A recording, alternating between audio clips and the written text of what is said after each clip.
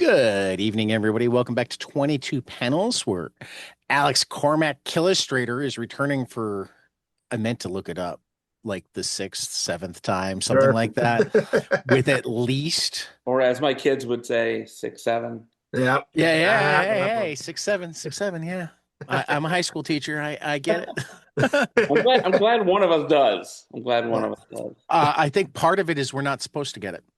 Yeah. That's yeah. part of getting it, is that they live in the ridiculous generation, so they've made their humor ridiculous as well. Yeah. Unlike our generation where it was all very serious. Well, like the world made sense at some times in our life. Yeah, a couple You minutes. know, the 6, 7 kids never had a world that made sense. Yeah. True. True, true. But yeah, I I'm mean, happy to be that's back, man. just the nature of the beast. And this time you brought Neil Kleid with you, which is Yes, sir. The great Neil is Kleid. it the fifth different artist you've brought with you? Came with John Lees, you came with Rich Dueck, you came with Curtis Martins, you came with Oh yeah, I uh forgot. uh uh, Sure. Did I Cleveland, Anthony Cleveland. yeah, I think Cleveland, yep. So Well, five with different that, writers. It's Yep. normally the other way around. The writers bring a bunch of different artists over the time, but Alex is the one that brings all the different writers. Well, there you well, go. well, without Rich, we would never be here. So I'm glad. Yeah. I'm glad. I'm glad. So the book is medieval. The first issue is out on Comixology already. It's the second time in the past year that a book has come out that just had my name written all over it, like good art and baseball. Um, you said it in medieval times, so I don't get like my favorite baseball scenes unless you find some way to like come back. Pastime actually showed Greg Maddux on the tarp during the first night game sliding. Nice. So, I mean, give me a moment like that, and I'm going to love you, Alex. Yeah. So I don't know how Pastime got around the licensing issues, but you will not be seeing anyone that you know. Yeah. Well, I Sadly. think because it was one panel on a TV screen, Ah, okay. All right. and like I mean, in craziness, seeing as that happened in August of 1988, this year not only was that panel on a TV screen, but there was a bobblehead day at Wrigley that was the Maddox sliding on the Oh, tarp that's pretty cool. bobblehead. Uh, I went, so I have two of them because my wife went with me. And I can't figure out why, because like it's the 27th anniversary, or the not 27th, the 37th anniversary of, you know, I don't Yeah. know why So it's in the zeitgeist this year. I don't know. What I will say is that though we don't have names or even logos, it's clearly New York, yeah. Yeah, it's You know got to and who be a you know who we're there's talking a about, lot but of not it. enough to get sued. Yeah, no, there's a lot of baseball reference. There's enough if you're a baseball fan, even though we don't kind of show real people or it's definely set in sixth century Oh yeah. England. There's a Yeah. lot to Oh wet the yeah. whistle as a baseball fan. Oh yeah. And I do love, we're going to spoil just a teeny part of the end, but not the part that you don't want me to spoil. Well, that's good. That there's a field of dreams at the end. Sure. One of the so give me the front counter pitch, and this will make the Sure. spoiling part make more sense. So Give you I the mean, I know Yeah. it's a Yeah. web book right now, so the front counter pitch doesn't count yet, but we'll call it a front counter pitch anyway. Yeah, so for, Sure. for those who don't know, Medieval is an Arthurian baseball book. It's about a guy named Danny Landau, who's a New York baseball fan who gets hit on the head at a game and ends up back in medieval times in Camelot. And it was really inspired by a couple of things. It was inspired by my need to do something a little less emotional. Well, not less emotional, but less dramatic. Something like that's from the gut, more from the head. And it was also inspired by Mark Twain's classic Connecticut Yankee in King Arthur's Court, which is the granddaddy of dudes getting knocked on the head and ending up back in Camelot books. And so for me, because I am a baseball guy and I'm a Tigers fan, for me, when I was reading the book, I kept transposing Connecticut with New York.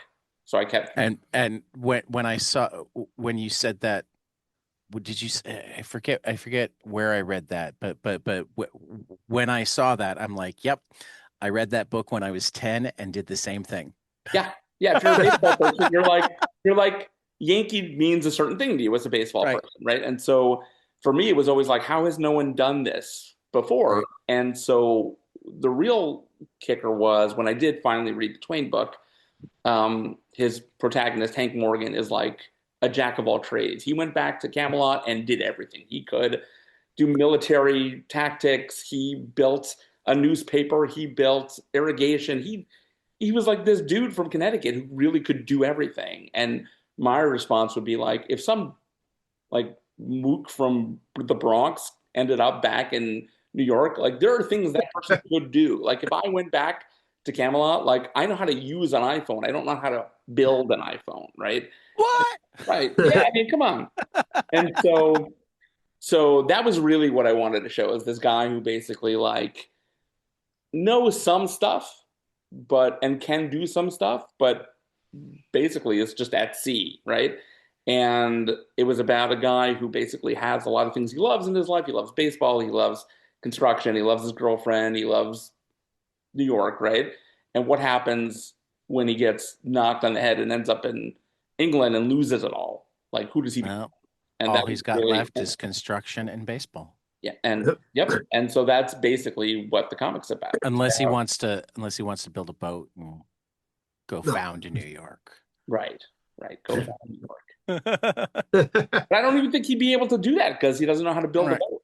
Right. I mean, he Or could go which to way just go. York. Yeah. Is he going to go to Just York at any point? Yeah.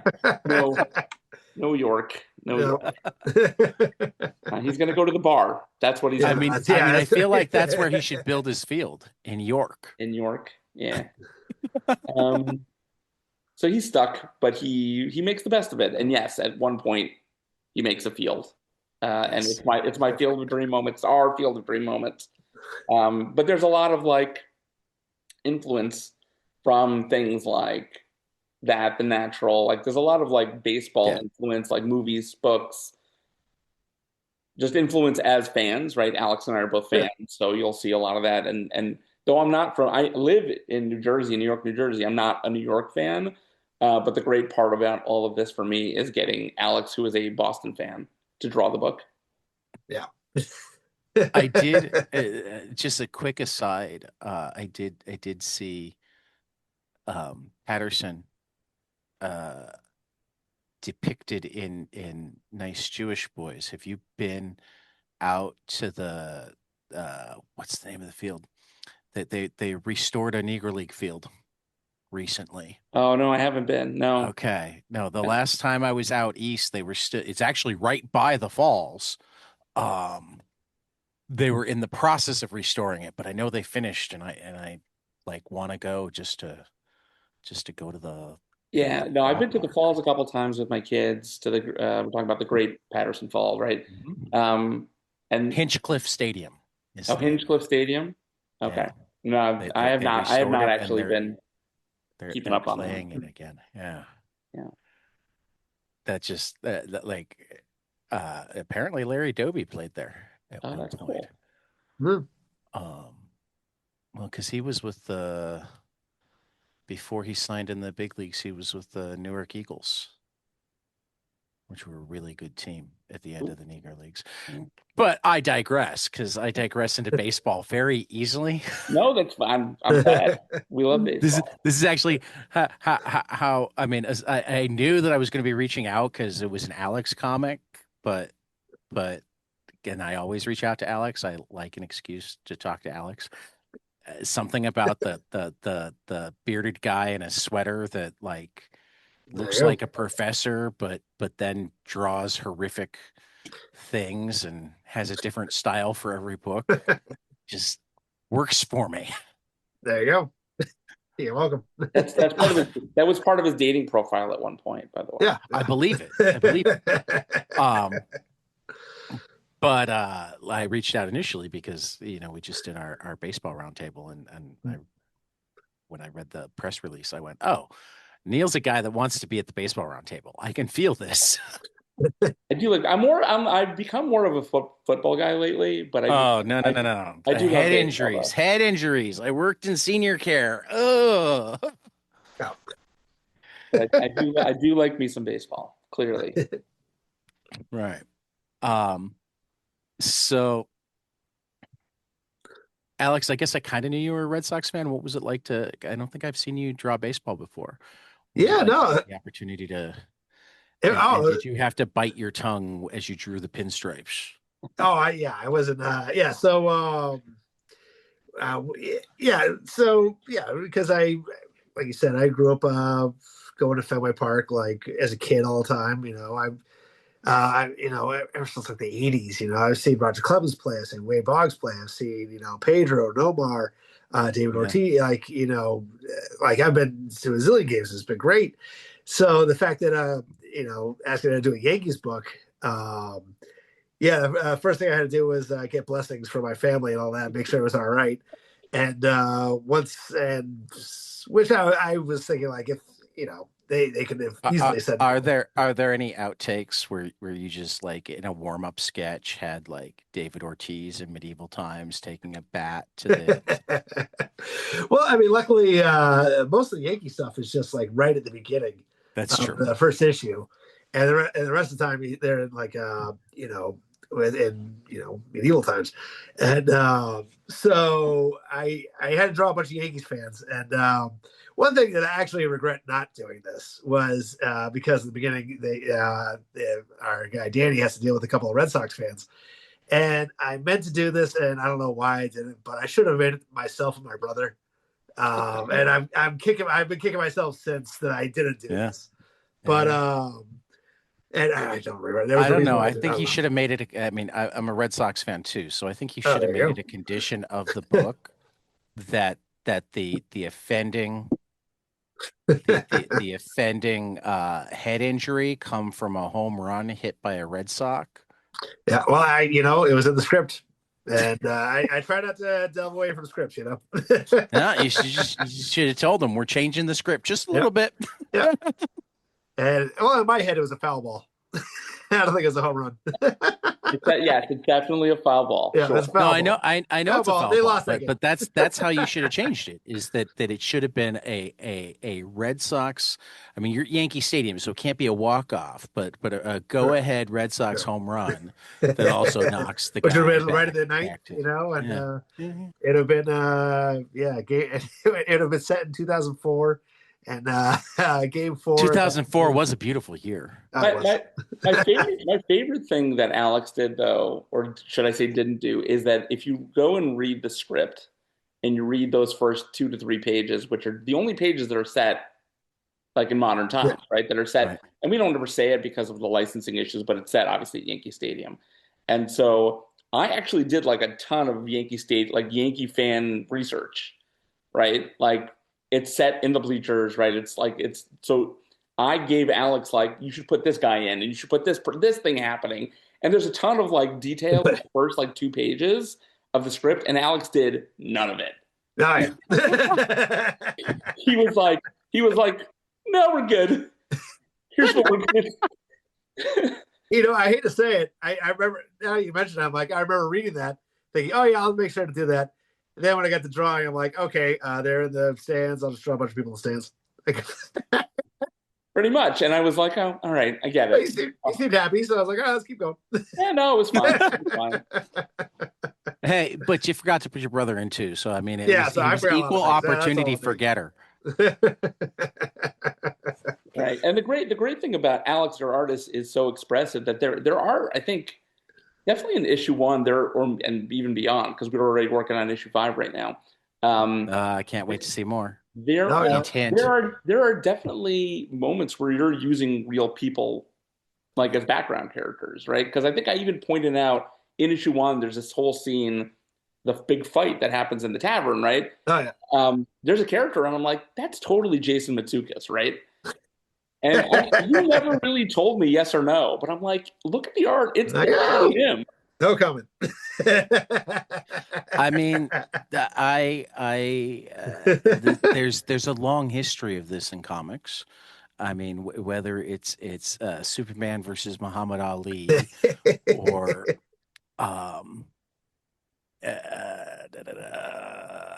I hate it when I can't remember Oh, names. Oh yeah, yeah. I any mean, comics wedding, right? Any yeah, wedding like Elvis issue. will be in the background, or it'll be Well, Yeah. like, yeah, I was just sitting I was sitting with Dennis Kitchen and Dan Burr one day, and I had one of Dan's books, and Dennis was going through because he knew all the places that Dan had hidden yeah. friends and family. So he's like, "Yeah, so this is Dan's wife, and this is this cartoonist." Right.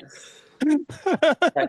Oh But yeah. so what's funny is that you mentioned Nice Jewish Boys earlier. For those who don't know, it's the book I did right before this, which is it's very dramatic. So It's like, this is the palate cleanser. That makes a lot of right. sense. Yes, Medieval was the palette, but Nice Jewish Boys is a book set in my hometown. It's about a guy like me who get kind of gets drawn into a life of crime. It's the Jewish So Sopranos. what you're saying is you just got out of prison Yeah. and So you're a comics is guy kind of comics like is its own you prison. Um, but so the point was is who that writes novels and comics. but if you I mean if you know me right if you're from town like people have read it who have come up to me and been like oh that's totally this person or that's this area and there's moments where I definitely told John Broglio who wrote it I was like I'm going to send you a picture like please use this person or whatever.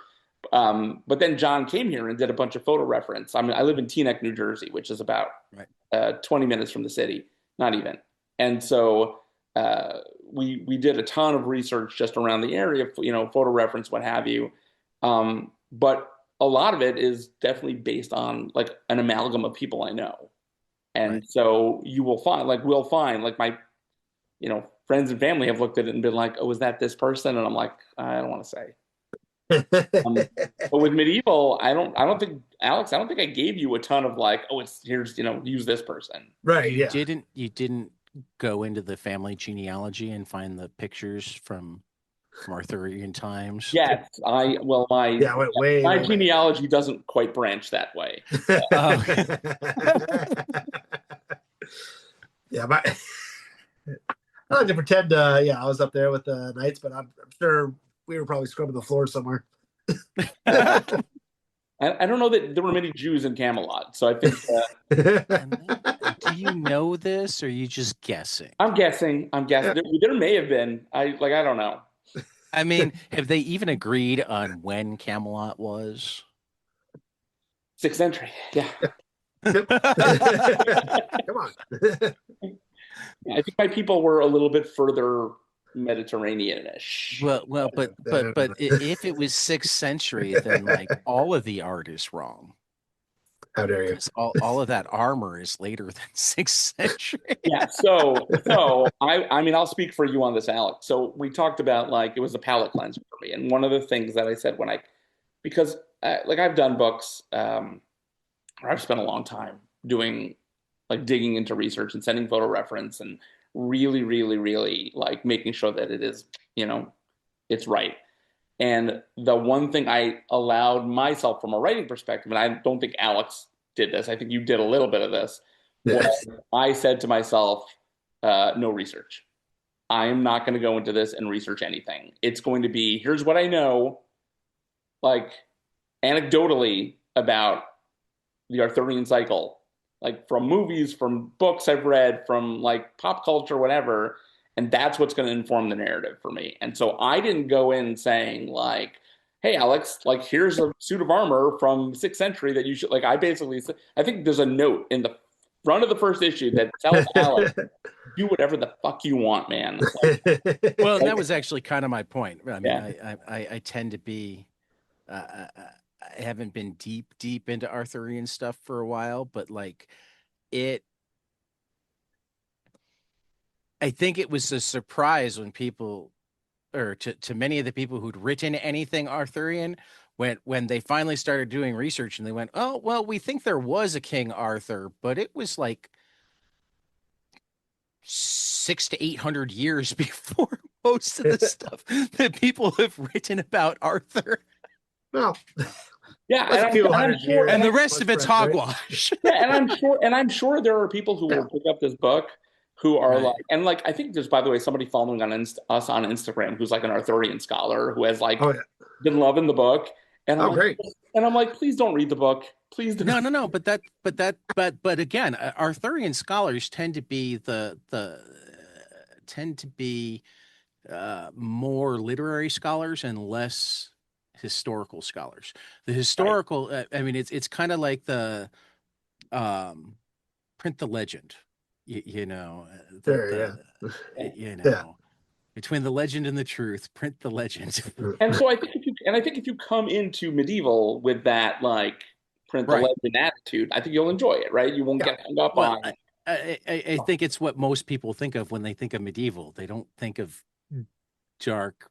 I mean, like, there's a reason that like the Robin Hood that was most accurate to the Robin Hood time was the one that nobody wanted to watch. It Right. like none of the costumes looked cool. It looked dirty and smelly. But And by the way, and I think my opinion is with comics in general, like sometimes you have to have that suspension of disbelief. I remember a couple years ago, total ant like tangent here. A couple years ago, That's what we do. yeah, that's fine. We'll tangent, we'll zig and zag. When the Flash was on TV, right? When the Arrowverse, the whole thing, and my family, we were all into it. We really liked it, and my brother, who's a lawyer, one uh, one week calls me up because they had just done an episode. It was like the trial of Barry Allen, right? no. And he calls me up and he's like, I have just got to say, like, in a real court, and he just starts going, and I'm like, wait a minute.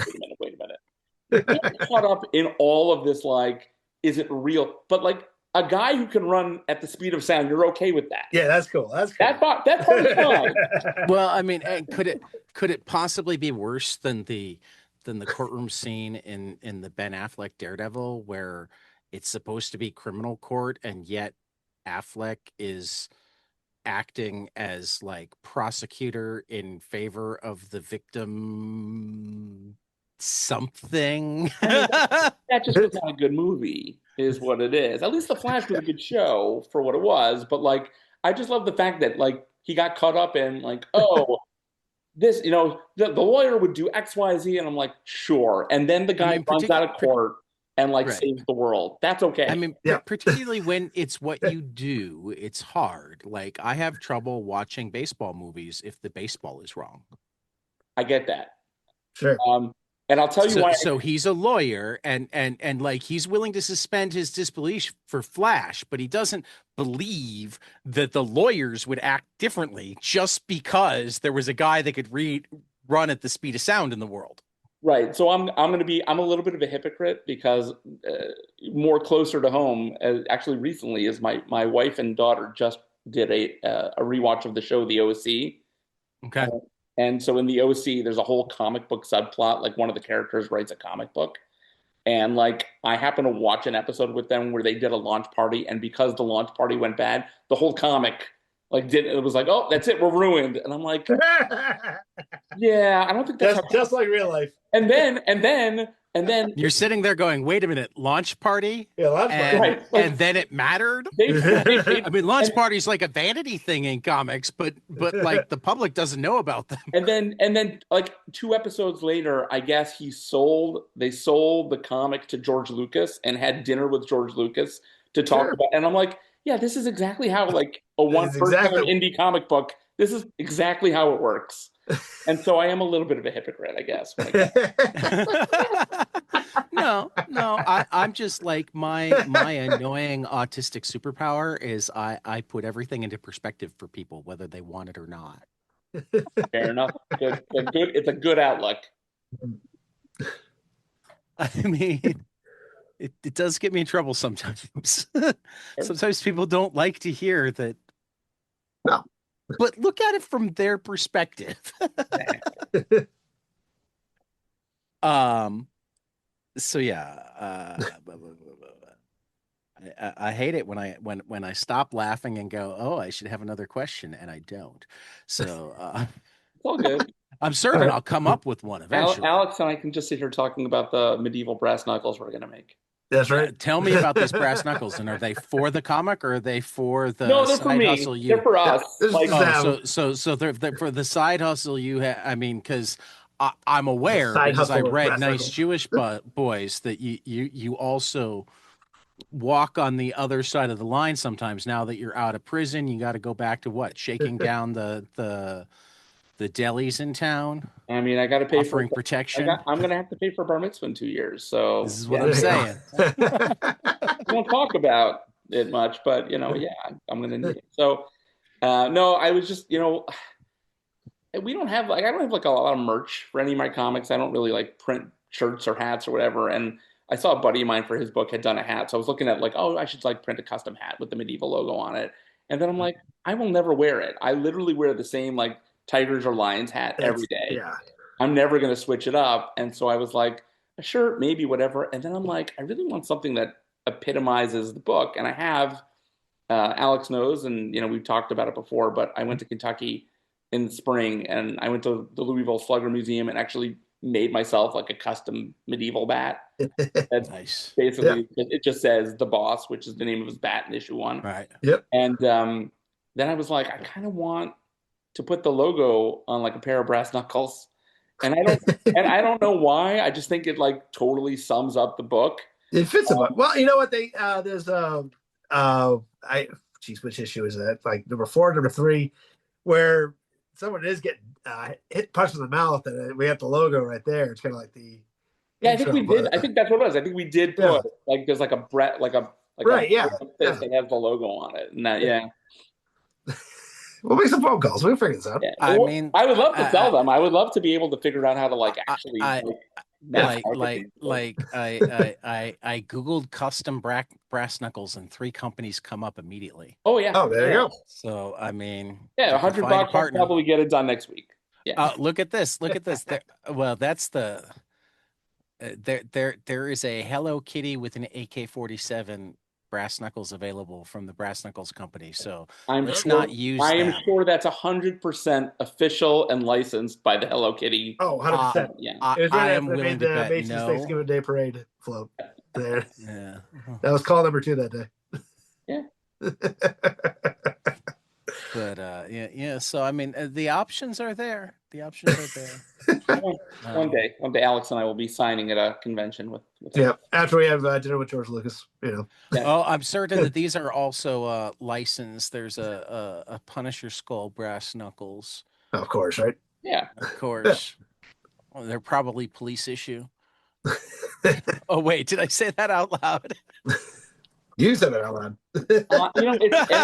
It's really funny because like yeah, I see like police in New York all the time, obviously, and maybe I'm sheltered, but I was here in Teaneck and I was at the library the other day, and the library is right next to the police station, and it was the first time I ever saw like a police officer with the Punisher logo on their uniform. Oh, really? Yeah, and it like totally threw me off. It was like a blue Punisher logo, and it was on the uniform and on the cruiser. Yeah. I have seen it. How to put this? Because I don't want to make it out that like there aren't hugely bad apples on city forces, because there are absolutely hugely bad apples on city forces, but I see the Punisher logo and the blue striped Punisher pop up way more among suburban wannabe never have to draw their gun forces than ones that like do things more than give speeding tickets. Yeah, it could be aspirational, maybe. Yeah. Or maybe or maybe they just want to draw the Punisher. Yeah, he used to be a big Punisher. I mean, that's possible, but like, I mean, if it's true, you'd think they'd know more about like the Punisher's history and the Well, fact I that didn't really ask, so I mean, it could be like go off on like the bibliography, the Punisher bibliography. I mean, I'm just saying that like Jerry Conway, who created the Punisher, is very much on record as it should not be worn by law enforcement. He's very loudly on record. And then Matthew Rosenberg actually wrote it into a comic where the Punisher like dresses down cops who have a Punisher logo on there. He's Well, like, no, no, no. See, I don't follow the law. You're supposed to follow the law. that was just there wasn't that like part of the subplot in the well, I don't want to spoil it for anyone, but in the It's been long enough that it's a no in the Daredevil spoiler show, for and it for was yeah, and for the 10-year-old Daredevil show, Punisher. the Daredevil show that they just Oh, did okay. on Disney Yeah. Plus, right? That was one of the sub. It was like Oh, was it in there too? there's a scene Yeah. where like he gets like all these cops are like, like we're big fans, and he like basically like dresses them down or what, and Yeah. they fight, obviously. Yeah. Yeah. Yeah. But man, the country we live in, Yeah. the world we live in, the But to universe tie we it live back to in. medieval, to tie, Yeah. Yeah, yeah. You go back to yeah, Camelot. Is Camelot the Yep. same as now? yeah, no, I will say that like that's kind of like how we look at our knights a little bit, right? Like I think we sort of set up the knights in Camelot, like the Knights of the Round Table as like Camelot, the cops of Camelot. Yeah. And I think one day I don't remember. Oh, I quoted it. It's in an essay in one of the like one of the back matters. I think I used the term "all knights are bad" or AKAB or something like that. And I was like, yeah, that makes sense.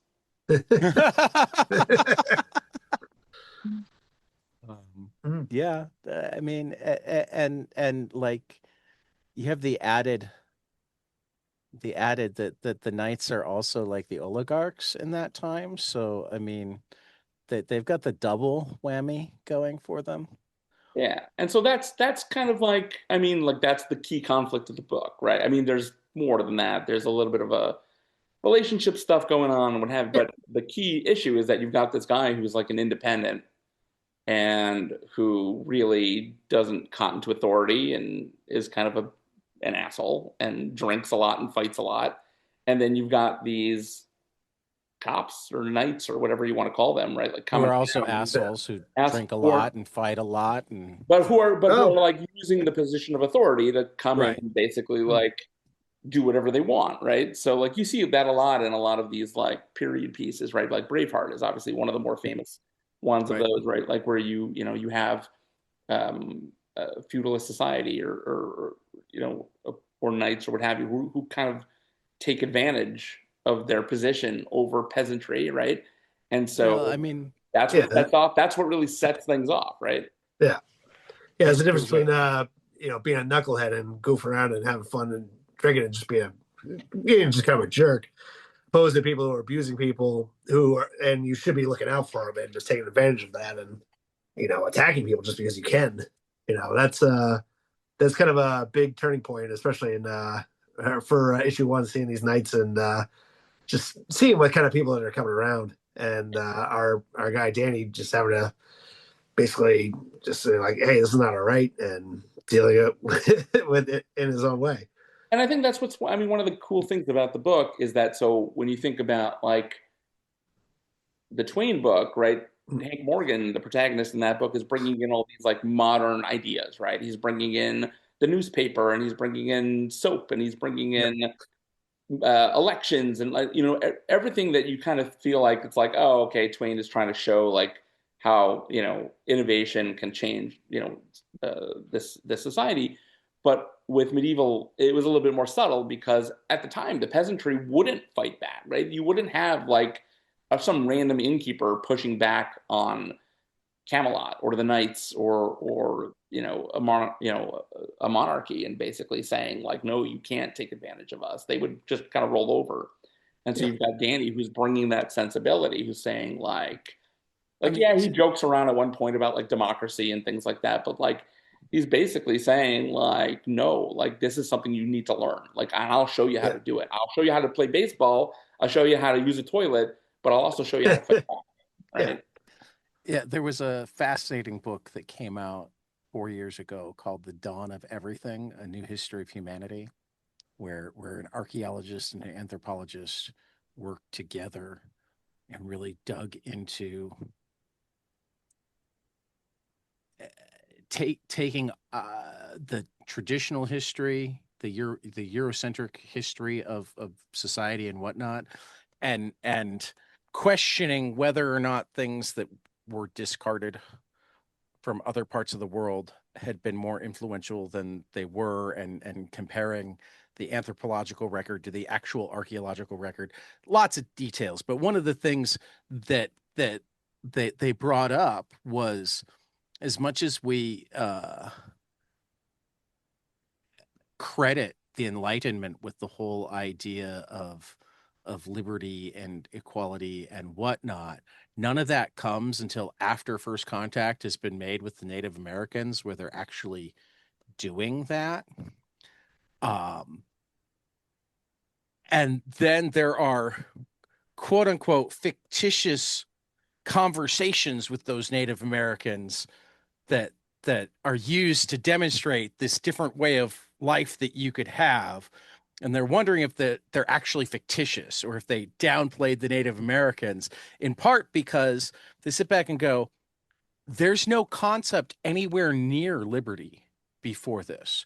If you were a serf, you were a serf. It wasn't, oh, I hope that someday I can be a knight. That wasn't an option.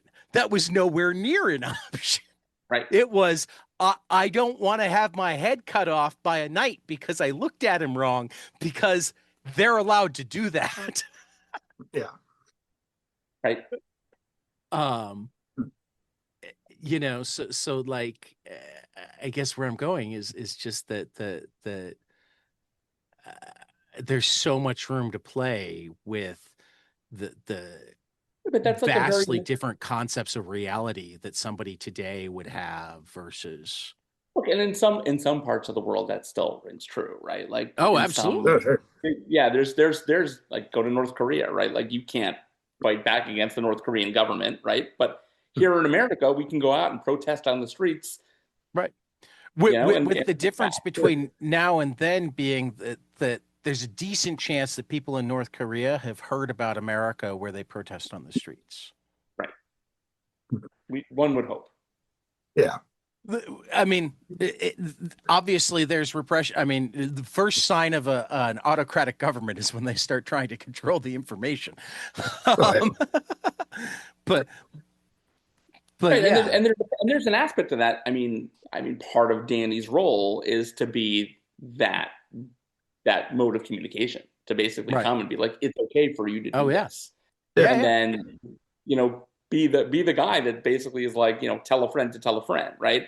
Right. And so I think that's what, when you look at sort of the comparisons between our book and the Twain book, right? Like there's definitely, what Morgan is doing in the book, where he's creating that system of communication to try to spread the ideas. Because you see at the beginning of the book, his ideas are just contained to Camelot. But by the end of Twain's book, because they set up a railroad and they set up, a Mhm. line, a way to commute the telegraph and what have you, that those ideas got out.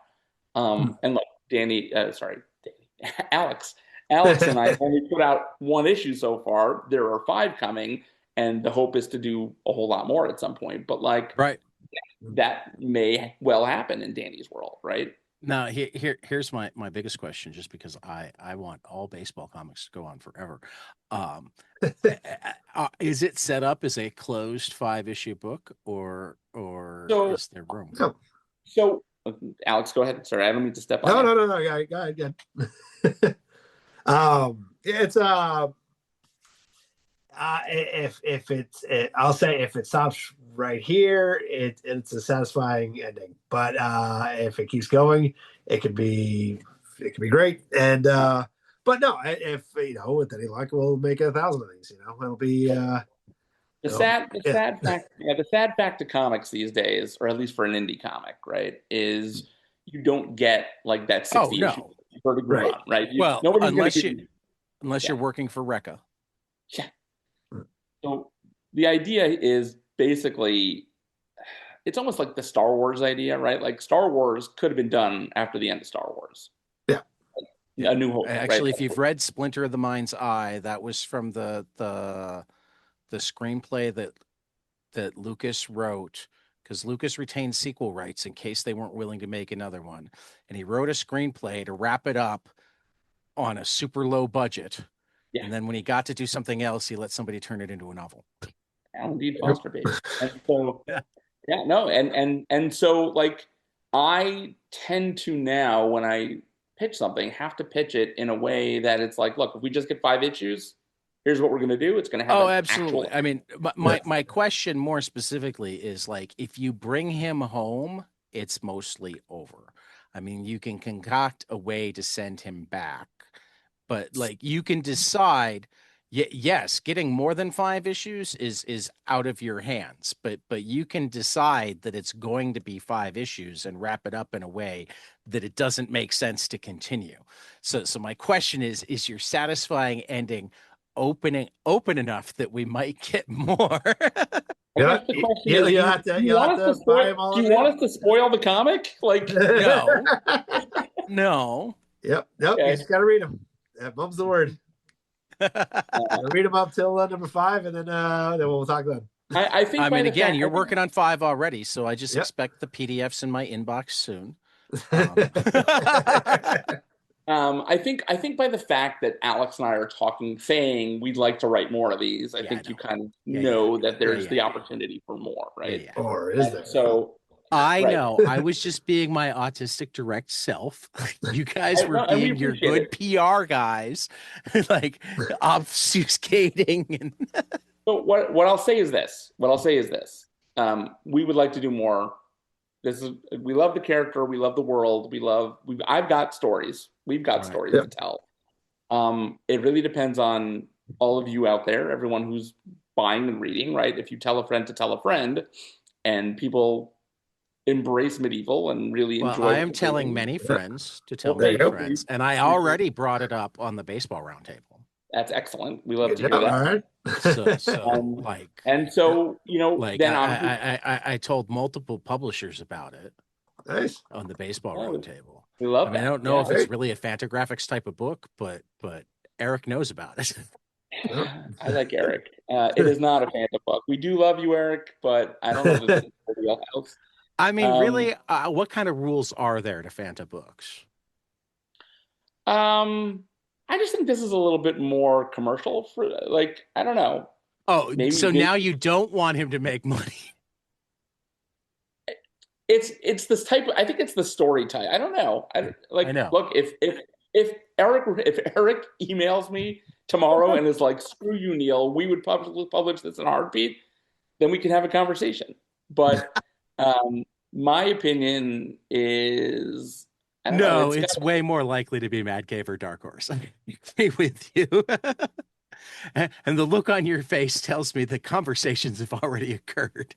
Well, no. I mean, we're obviously whenever Comixology Originals has the people that they work with, so I think those conversations are happening with us, without us. Right now, our focus is getting the 5 issues out, getting it out into the world, people enjoying it, promoting it, right? Telling a story that's going to be on you, Neil, because Alex is one of the fastest in the business and the best in the business. So the only reason books of his don't get finished is when the writers don't get him scripts. He's got them all. He's it's almost done. In fact, we can't see his hands right now. He might be finishing it as we speak. And done. You also forget that I'm lettering the damn comic, so I need the art. And so you thought you were lettering the comic. Well, I will. This kid needs a job. I will letter it when I get it. How old is he now? He's 8. You got to put him to work. Yeah, is it 8? Did I get it right? No, he's 9. He's 9 now. Oh, he's 9. He had a birthday. Yeah, he did. We met him once. Was it a bear or a bunny that was having a birthday party? Oh, I was monkey. Monkey, yeah. His son came to announce his monkey's birthday was the next day, and he was going to have a big party. And when he walked away, Alex was like, "This is news to me, but I guess I have to plan a party." Yeah, we did. We got a cake. We got a piñata, if I remember correctly. We did the whole thing. Yeah. And did you get the medieval bat to hit the piñata? Oh, of course. No, this was before that. But there was something in the back of my head saying, "This could be good. This could be." I thought it was a classic, like, Nomar bat. It was like, once he took the first swing, it, through the universe, Neil was working. Like, Alex, wait a minute, I got an idea. You will appreciate this. What? You will appreciate this, Alex, as a Red Sox fan. My son's first word. Yeah. Noma. No, no kidding. Yep. Yep. He hadn't said anything, and we were he liked to watch baseball games with me, and I was watching a Yeah. Red Sox game, and I was introducing all of the players as they came up. And like I typically just, even young kids, I talk to them like they're adults most of the time. Sure. So I must have told him enough about Nomar, his first at bat, that when Nomar came up, his second at bat, he went, Nomar. There you go. And he was young enough that he even had kind of the accent going. Attaboy. All right. My son has children of his own now. So Yeah. for Father's Day this year, I came across a Nomar Garciaparra starting lineup figure. Oh, cool. Yeah. That's amazing, because I was at, so my kids are I wouldn't call them Tigers fans. They're more Lions. Like, we're into the Lions now because the Lions are doing. I mean, I've been following the Lions since I was in high school, but they're really into the Lions. Head injuries. Every time there's a hard hit, you tell them why they can't play football and that they want to be able to like think in their 30s. I'm still getting over Thanksgiving, so just give me, Okay. let me deal with that. Let me work through that. Anyway, I was at New York Comic Con this year, and I walked into just a random booth looking for something for my kids, and there was a starting lineup Barry Sanders action figure. Nice. I got it for my oldest. Yeah.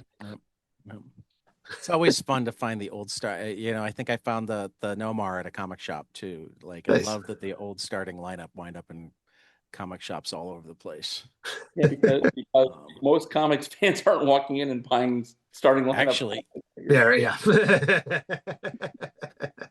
I bought this one at the same There time. you go.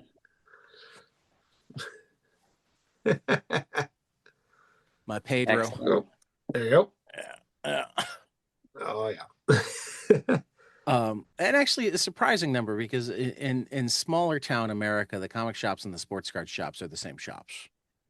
True. Yeah, when I was growing up, that was the situation for me. The local shop in town, yeah, it was baseball cards and comics at the same time. Right. Yeah. Our Yeah. shop is like that now. Yeah. While a lot of those shops, much more of their new stuff is comic oriented, Sure. they still have all of those years of back inventory. There's a shop in Sioux Falls that every time I'm there, I buy a box of wax packs for less than it would have cost when it was new. I'll buy like 1990 tops for like $12 for the wax packs, and I'm sitting there going, "There's 36 packs in this. They were 50 cents a piece. It cost $18 No. 35 years ago, and I just bought it for 12." It was really fun. It's really funny because my shop is actually. I mean, we moved, but when I moved to Teaneck from New York, the shop was literally around the corner from my old house.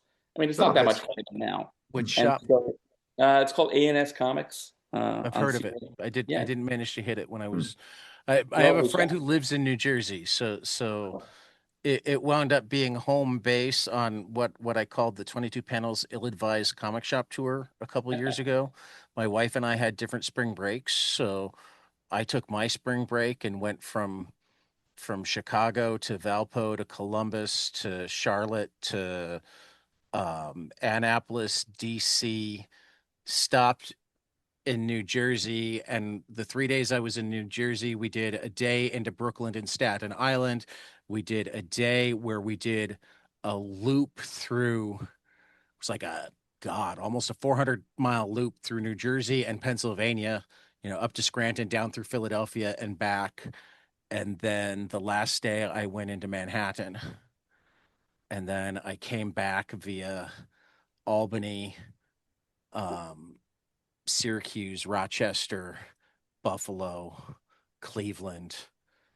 That's a hell of a run. Yeah, right. Yeah, it was. I think I hit like 36 comic shops in 12 states in 10 days. Well, the one you didn't hit, Yeah. A&S. So it's a great little shop. And so at the time, I'll hit it the next time I go. There you go. Please come. Yeah. And so they were doing some card sales, and this was right last time the Tigers were in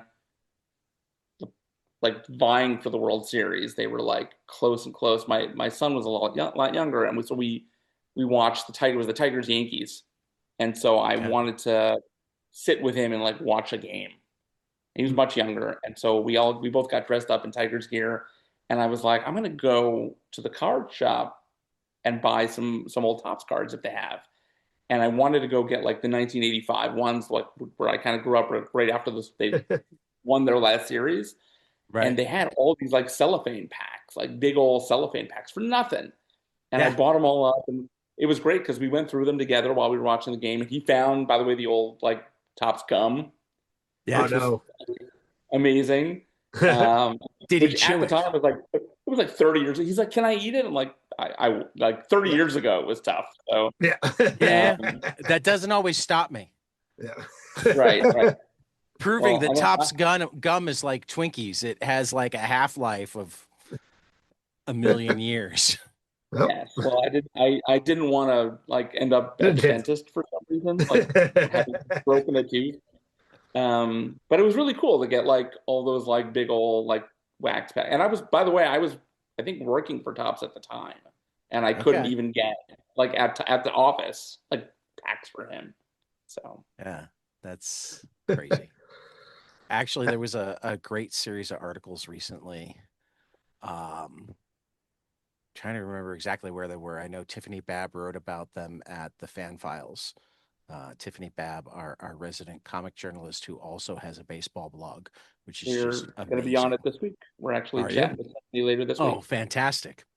Um, so she linked to the guy that did like massive amounts of research into who the artists on the comics on the back of Topps cards were. So there's a guy that's recently gone through and figured out like like the 50s through the 60s, there were like cartoons on the back of Yeah, like the Topps. like little did you knows, and yeah. Right. So there's now like four long articles of the various. Kirby did a couple, and yeah, it's a who's who of artists of the 50s and Yeah, 60s. if you look at the history of Topps, I mean, most of the greats have worked for Topps. Obviously, Spiegelman, right? Spiegelman is like the big one. He worked Right. at the company for a long time. He Right. invented Garbage Pail Kids, Right. and so it, they've been working with like everybody for a long Yeah. time. Mars Attacks, Dinosaurs Attacks, the sports cards, the backs of the sports cards, and then all the entertainment work. And Yeah. it's like a literal comics who's who. Yeah. Yeah. Um, God, I could fall down so many baseball card rabbit holes too. There is something just joyous about opening old packs, though, isn't there? There For sure. is. I mean, I long ago realized that my greatest joy from baseball cards, particularly in the internet era where I don't need them for stats anymore. When I was a kid, I needed them for stats. I like collected. I needed my set because I needed to know how many triples so and so had in 1986. And if For I sure. didn't have the card, how would I know that? Couldn't afford a baseball encyclopedia because like in the 80s they were like $50 and $50 was a lot. And but now you've got Fangraphs and you've got Baseball Reference, so you don't need them for the stats anymore. But I still buy cards because I like opening packs. I like have almost no use for them once they're open. They're in stacks all over the house. I, So I sort them. I sort it's them the based on who I like, and then I put them on a stack. so it's the joy of discovery, and I'll tell you, it's so number one. I want to point out that like comics, like now for some reason have figured it out with like blind bags, right? Blind bags Right, are the big new thing now, and Yeah. like all blind bags are is like that joy of like opening up a pack of baseball cards and finding the right, cover that you want, right? right. But so like I sort of like dropped it a second ago, but I worked at Topps for 6 years. I was one of the founding members of the digital team that Okay. did all the collecting apps, right? And so I don't know if you're familiar with them, but like we did a bunch of apps where it was basically like you get a bunch of like at the time like they were JPEGs, but now Right, like they'll like the predecessor to the NFTs, right, and right, right. you basically like get cards and you can trade them with people everywhere, and then you can also play them in live like contests, right? So if like at the time you got a Derek Jeter card and Derek Jeter was playing that day and you played him and he did well, you had like, you went up on a leaderboard. If he did poorly, you went down on the leaderboard, right? But so the contests were like a big driver of those apps, but the bigger driver was I just want to open packs of cards. I literally just want to be on my phone having this like virtual pack show up, animate, open up, gum break, and then I get to see who I got. And Right. most of the people who interacted with our apps would tell us like there's just like a rush, That's all I of ever used it for. discovery, right? Yeah, that Yeah. was all I ever used it for. Who did I get? But there's not even the tactile, which is why I eventually talked myself out of using it that much. Because I like the I don't care. tactile. I don't work there anymore. You don't So work there anymore. fine by me. Right. But yeah, I'm looking in drawers because I normally have baseball cards just randomly in drawers near me, but maybe I don't right now. Maybe I actually put them somewhere. maybe But yeah, that's no, the this is why when I realized that, and given how expensive cards have gotten and how much I'm not selling my cards, and most of the things that make them expensive, I don't care about. I like cardboard cards, that sort of thing. Is when I started going, oh, but I can get old packs where I also know the players dirt cheap and just keep them around. And when I need that rush, I can go grab one off of the shelf in the basement right. and So go, oh my like God, I got an Andre Dawson. right, so there's that tactile element, but there's also like you mentioned before, like uh, I know people who just have like we'll go over to people's houses and they know that I like sports and I like cards and whatever, and they'll be like, "Oh, I have all these cards. You want to take a look?" I'm like, I just want to sift through the box of cards. I Yeah, just no, want to like pick. yeah, absolutely. I just want I to pick mean, up like a bunch of cards and just start like, right. oh, yep, had When I'm it, on need it, my had it, you game, know. I separate out the good ones and keep them in like a separate box that can be just that. And the good ones isn't always just like the good players and stuff. Sometimes it's just the cool looking cards. Like one of my favorite cards. Did you know that Doug DeCenzo was the emergency pitcher for the Cubs for like 3 years? I don't know who that He is. Sorry. exactly. He was the defensive replacement center fielder, but he was also the emergency pitcher. And I think it was 1990 or 91 scorecard of Doug DeCenzo. While it lists him as an outfielder, he is pitching on the front of it, which was just like the coolest thing ever. Um, the the the 89 or 90 upper deck Greg Maddux has him hitting on one side and base running on the other. It's amazing. I love it when you can identify other players in the card. It's like, oh, this giant, but it's also got Ryan Sandberg breaking up a double play. I have a buddy who collects cards, but he only collects error cards, right? So Okay. he's got, but it's not even just like error cards. It's like all like the infamous error cards. So it's Yeah, Mark obviously like, Chiarello has a lot of those. He was showing them to yeah, us on he pulled out his Billy Ripken. right. So he's got Billy Ripken. He's also got like the Star Wars C3PO that has that like costume malfunction, and Okay. then the one that I saw, I don't remember who the player was. It's a basketball card, but there's like a basketball card with the Menendez brothers in the background. Yes. Oh, Yes, that was one of the ones that Mark showed us too. And I forget which one it was, but yeah, the Menendez brothers in the background of and then the one that Derek Gold shared with us on our first baseball roundtable, that since then three of us have gone and tracked down our own, which is the Kurt Flood Phillies card. So I don't know that error. Well, Kurt Flood is the one who sued, and while he lost, his lawsuit eventually led to free agency because he didn't want to accept the trade to the Phillies. So he famously never played on the Phillies, but there is a Topps no. Kurt Flood Phillies card. No. Yeah, he was the test balloon for free agency. Yeah. The Baseball Project wrote a song about him called Gratitude. And if you don't know We the Baseball Project, you should get to know the Baseball Project. I won't get to know the baseball. Yeah, Baseball I'll Project be honest. is Mike Mills and sometimes Peter Buck from REM, Scott McGahee, and kind of a rotating cast of other middling to big rock stars, um, writing and playing songs about baseball.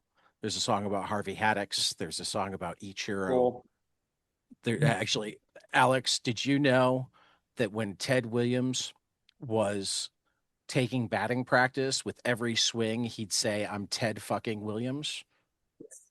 I didn't know that. They wrote a song about that. Ted fucking Williams is a song with a great chorus. Ted fucking Williams.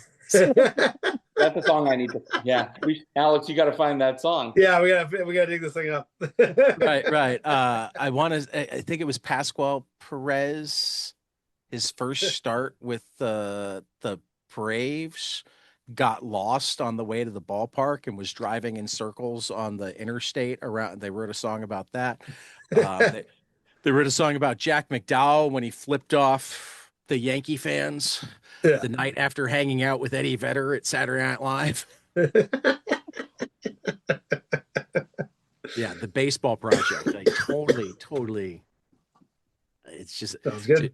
it's Is a there a treasure Steve trove of both. Like if you're into like late 80s to mid 90s um alternative rock, Yep. I mean it's not only that feel, but it's people who literally did that. um but they're telling all sorts of baseball stories. All right. Nice. um Do they have a Steve Bartman song? I don't think so. I kind of hope not, or if they do, I hope they don't use his name. I feel so bad for him. Yeah, yeah. And I do. I mean, I remember reading an article on the 10th anniversary where the main thrust of the article was like, "Hey, we need to stop talking about this guy." I mean, it was actually that was the year the 30 for 30 about him came out, and they're like, the article's like, this guy's essentially in hiding, and we're gonna pull it out again. Yeah. But he talked about actually going. He's like, I knew it was a long shot, but like I wanted him to be able to give his side if he wanted to, that sort of thing. So he went to meet with him, and he says, like, we had a very nice conversation that was off the record, because he said, no, I'm not willing to, but and then as we left, he was like, how about that game last night? So after all of these years, Bartman is still A baseball fan. That's amazing. not just a baseball fan, but a diehard Cub fan. All right. Which is why the one piece of great justice in the world is the Cubs gave him a World Series ring. And they didn't just give him a World Yeah. Series ring. They didn't give him like the World Series ring that they gave to like beer vendor. I mean, because Cubs gave everybody a World Series ring, but there are different tiers of World Series rings. Yeah. They gave him the player tier. Yeah.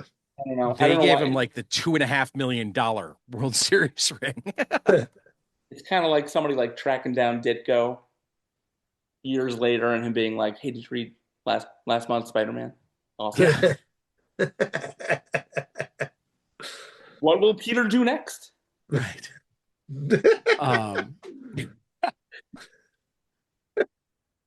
Ditko was an interesting dude. He was. Yeah. We haven't done this again, but Chris Condon and I once did a live read of a comic on the podcast because we were bored one morning. And the one we read was, I forget the exact number, but Ann Nesenti wrote a Daredevil comic that Ditko illustrated that involved like Yeah. exploding babies in bags, and it was just fucked up trippy, but it was amazing. I think I read that. Oh, I have to look that up. And unfortunately, Anne barely remembered writing it, but it was great. So Yeah, there's some crazy comics out there. I mean, There are. I am doing a lot of. It's funny because we talk about trading cards, but also comic. Like the thing that I love about trading cards is that like I'm not like a oh I want to trade and collect and make money and have the I want the cards that I remember having when I was a kid that make me Yeah. like remember the time in my life, Mhm. right? Like the old school, like again, like the Topps 1985 set where I had like Or, or honestly like or the Barbaro ones that I Garbe. didn't have but I wanted. Yeah, Sure. like Yeah, cards that I just remember having at a certain time that remind me of a time in my life, right? And exactly. so I'm kind of doing the same thing with comics now. Like I'm actually reading a lot of old 80s and 90s comics and buying them, right? And getting like even if they're in like terrible condition, like I don't As care, long right? as I they're just want readable. yeah, Yeah. exactly. In fact, And so bad but readable is better than great because it's cheaper. and so I was talking to my brother. My brother and I collected together as kids, right? And so we were talking about 90s comics today. And because he was I don't know what we were talking about maybe G.I. Joe or some other series. It was West Coast Avengers. That's what he was talking about. It was Yeah. West Coast Avengers, where he's like, you could just see like the '90s drop off at some point, where it's like Englehart, Byrne, and then like when Byrne left, it just kind of went like, right, and so he, we were just saying how like in the '90s, like there were some like a lot of Marvel series where you just like stopped reading them because they were really hard to read. They were just like okay, I kind of can get through this comic a little bit, but like they felt like if I read them out loud, I'd be a little bit embarrassed, like reading them out loud. Um, and so I kind of want to go back and read some of those because that's when I was collecting in the '90s, and I kind of want to read them even if like they were just Mid to really late screwed up. 90s got good again.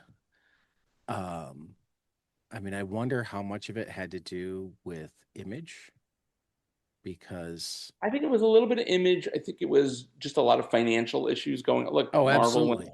yeah, Marvel But went but through a bunch of, I think yeah, when all of their artists left and were able to sell that high, they went, "Oh, art without story is what sells." And there were a few years where it just didn't feel like they had much good writing at all. right, yeah. It Uh, was very art focused. and most of the artists who were good at storytelling were already at Image, Yeah, you know, um, or at Dark Horse. I mean, but because and so we were saying this though, but like if you look at like the DC books, like a lot of DC '90 books, some of those were really I don't want to say revolutionary, but like there were some really good '90s DC books, right? That's when like Kyle Rayner became a yep, thing, right? Like yep. and Connor Well, because Hawke, like when they still had Denny O'Neil and Joe Illidge, and um they had Karen and Elisa and Shelley at at Vertigo, Vertigo. I mean, and yeah, Paul was there was just the less there editor was in less chief. They edit still had like real comics people who understood like the entire medium in most of their jobs. for sure. Whereas Marvel definitely went through a period where like The business the was running the bulk of show. their talent had gone. They didn't have a real brain trust. And until they brought in Joe Q and Jimmy Palmiotti, they just kind of twisted in the It was wind. Marvolution. It was Marvolution, Right. baby. Yeah. Right. Um, yeah, Anyway, no, now you have me wanting to go back and look more at that era because it really is those Image comics don't hold up great because they didn't bring enough writers with them. They figured it out a few years later when it's like, oh, great art is much better if we have Alan Moore writing for us or right. Yeah. And look, whatever. like I mean, you had some that were just like they were what they like. I mean, say what you will about the guy, but Savage Dragon has been going strong since issue one, right? And like Yeah. it's crazy. It's Well, crazy. but Eric Larson is a legit storyteller. Yeah, for He sure. didn't, yeah, he didn't drop. I mean, but like I just think of the Wildstorm universe, and like Jim Lee is brilliant and he's a brilliant visual storyteller, but like there was no substance to the first like 2 years of those comics. It wasn't until he's like, oh, let's go get Joe Kelly and Joe Casey and I know it was about the art, it was about the colors, about the right, lettering, it was about like the right, computerization of comics, right? Like that was really what drove it. It was the novelty. There was a right. lot about like the merchandising and the vibe, and that Hmm. was great. But yeah, then you had, because that was doing so well, you did have, I think, Marvel try to follow in those. I Hmm. think there's like a very famous story, and I think it's Herb Trimp. Herb Trimp tried to like ape Image Comics, like that style. Yeah, Yeah, I don't That remember how makes that went. sense. Yeah, basically. Probably not well. no, I mean, because and again, I was a teenager and I was actually going through one of my not as hard into comics phases during most of the Image Revolution, in part because I was always the word guy. So like comics got and I was also never too much of a DC guy until later. So like the comics I was reading suddenly got dumb. And I assumed that it wasn't the comics, it was me growing up. So I grew out of comics. right. Look, there's definitely like I have much love for the comics of that time period. I was an Image guy. I liked it. I loved what I was reading in Image, and I it was what it was, right? But there was definitely, because I was also a big Marvel guy, like a very big shift in Marvel comics where you were just kind of like, it wasn't even just the craft. It was like West Coast Avengers was the perfect one because at one point you had like a bunch of fill-in issues, Right. right? Because there was like shift happening, and Right. so it was just the narrative breaking down because that artist was going off to go work at Image or DC or Right. whatever, and suddenly you needed to fill. Um, at least that's the way like I kind of saw it or we saw it, and so Yeah. there's just there's a lot of series that I dropped at the time that I never got to read because it was like when I was you know in high school and college I was like, nah, I don't want to. But now I'm like fascinated going back and Yeah. reading some of that old stuff, No, like there are Captain wonderful America. things about having Marvel Unlimited and DC universes. I don't have to track down and go, oh, wait a minute, somebody just said this is good. Let's go find out.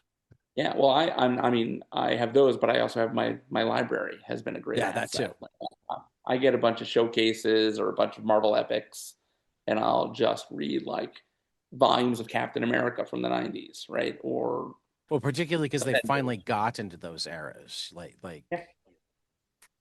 those have been like the showcases and epics that have released over like the last 4 or 5 years. For a long time, it was like if you wanted collected old Marvel that wasn't the famous story arcs, you were looking at like 60s, 70s, maybe early 80s. Yeah. This is me. This is my retailer brain working. Sorry. All good. Uh we seem to be down all of the rabbit holes now, and I have to teach in the morning. So I'm going to ask my favorite closing question, the one that Alex has been asked many, many times and comes with a great answer every time, and the one that Neil gets to answer for the first time. Um, Tell me something you love, preferably a comic, but we don't really have rules. Preferably storytelling, but again with the rules. But something that you love that not enough people around you have experienced, and you need more of them too, so you have more people to discuss it with. Ooh. Alex, can you go first? Because you clearly have an answer for this already that I don't. uh, something that I love that I feel like more people should get into. Um, Or at least more people around you. Like More it people doesn't have around to be, me.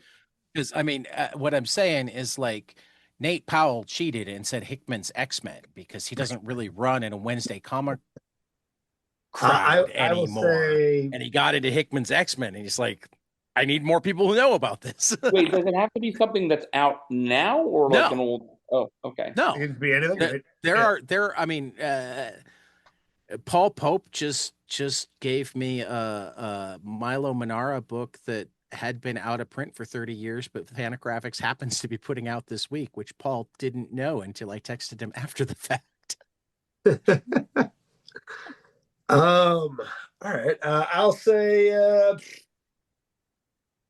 Shaolin Cowboy. I've been reading that lately, and Okay. one of my I have entire that on my about that. stack and haven't yet. I need to. Yeah. It's Jeff Darrow, right? Yep. See, right there. I have that exact. Yeah. So I've been looking at that lately. So yeah, I'll throw that one out there. That's a good one. And also all of Neil's books. All of Neil's books. Yep. All my books. He always plugs his. I mean, even when they haven't done other work, he told me to read all of Curtis Martin's books. That's right. I'm like, I have. They're the two that you drew. We don't even know his real name. That's true. I'm glad that somebody is. I still liked it, and I want more of that story. It was cool. Do we know anything about what's going to happen with Duel, or is it? No, that's. Do we not know his name because he was like undercover as a, and like he got offed, and now he's just gone. No, as yeah, sure. Yeah, he's out. Yeah, that one is that one's unless a miracle happens, I think it's pretty much dead. Dead. Yeah. It's a shame because you did really great work on that, and he wrote a decent story. I mean, I liked his story, but like I loved your work on that. Oh, thank you. I mean, I think I wrote that to you like immediately after reading it. Yeah. Neil, if you haven't seen this, like it's totally worth reading. Was it 2 or 3 issues that came out? Oh, that was 4. Were there 4? Okay. Yeah. 4 issues of a book called Duel that Alex did, where essentially like there's a social media program that you can challenge people. Yeah, for like a duel, and for people duel. like one of you has to be dead within 3 days, or both of you will be. Yeah. Okay. The shenanigans ensue. But Alex's art was. It was Alex the first one. I mean, well, yeah, but like I think what I knew from Alex before that was Sync and Crimson Cage, which already were relatively different in terms of their style, despite the fact that they were for the same writer. Yeah. And then there was this that like I read it and I'm like, oh, this is amazing. Who drew it? And I went back. I'm like, Alex Cormack drew this. This is not Alex. This is Alex Cormack too. Fuck. Alex is a chameleon. Alex can do anything he feels like. That's true. I can't wait for him to decide to just do a Charlie Brown strip, or like that like style, just because it will fuck with people's heads. Alex, have you drawn anything that you've written, like a one-man show yet? Have I? Oh, not for a while. Last thing that I wrote was I tried out Patreon for about 5 minutes, and I made up a little story for that about a guy that like he basically gets like eaten by like this big like underwater monster. Basically kind of like a Jonah type of story, but he gets eaten, but he's able to dig himself out of this thing, and he swims out, but then he finds out that he's underneath some. It's a dumb short story, but that was the last time I wrote anything, and maybe that was, golly, 5 years ago now, maybe 10 years. No, that sounds not 10 years ago, maybe like 6 years ago, something like that. It was before COVID. Yeah, that sounds fun to me.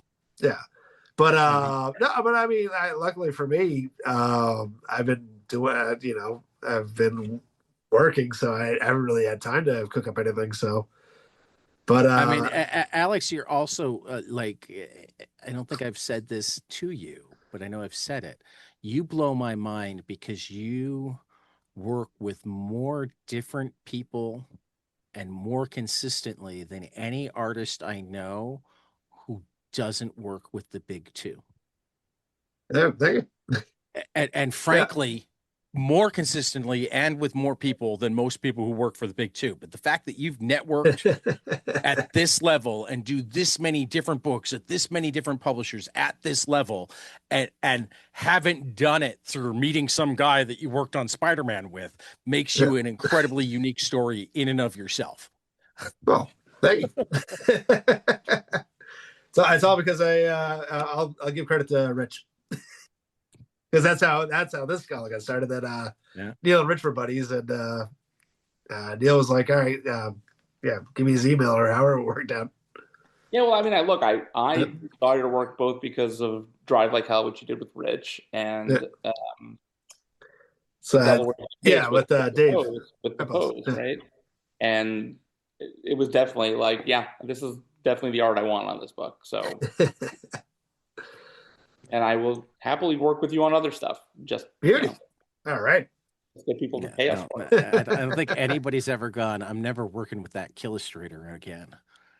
Yeah, That's my joke with him he's, because he's a little too pushy, a little too Yeah, pushy. that's because right. Yeah. his Twitter handle was Alex Cormack Illustrator, but I'd always read it as Alex Cormack Killustrator Yeah. because the K went right over Illustrator.